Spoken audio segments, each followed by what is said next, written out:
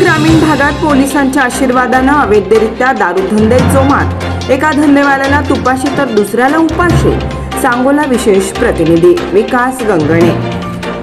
दिवसांदिवस चर्चेत असलेले म्हणजे घेरडी व आसपासच्या परिसरात अवैधरित्या दारू धंद्याचं जाळं मोठ्या प्रमाणात हे पसरलंय। त्यात भर म्हणजे अवैध दारू विक्री करणाऱ्याला ग्रामीण भागात मंथली हप्ता घेण्यासाठी एखाद्या दारू विक्रेत्याला हाताशी धरून मोठ्या प्रमाणात पठाणी वसुली चालू आहे। तसेच काही दारू विक्रेत्यांनी मंथली हप्ता नाही दिला तर त्या ठिकाणी जाऊन कोणाच्या तरी सांगण्यावरून धाड टाकून कारवाई करतो म्हणून काहीतरी तोड पाणी करून त्यातून धूम टोकायची अशी पद्धत काही पोलिसांकडून होत असल्याचं नागरिकांमधून बोललं जात आहे।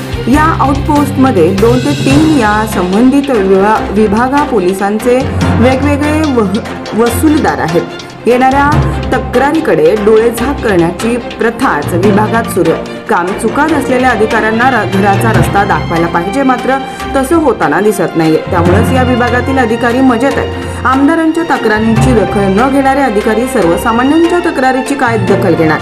गिरडी पोलीस आउटपोस्ट डंका जिल्ह्यात तालुक्यात वाजलाय, तोही कामचुकार हप्तेखोर निष्क्रिय अधिकाऱ्यांमुळे सांगोल्याचं बदनाम झालंय अशी चर्चा तालुक्यातील सुज्ञ जनतेमधून होतीये। अवैधरित्या दारू शिंदे हातभट्टी असे तालुक्यात मिळत नाही असं एकही ठिकाण नाहीये। सर्वच ठिकाणी अगदी खुलेआम दारू विक्री हप्तेखोरीमुळे होतीये। तरी नूतन पोलीस अधीक्षक विनोद घुगे कामचुकार पोलीस व अवैधरित्या दारू धंदेवाल्यांवरती कारवाई करतील का अशी चर्चा घेरडी व आसपासच्या परिसरात रंगू लागली आहे।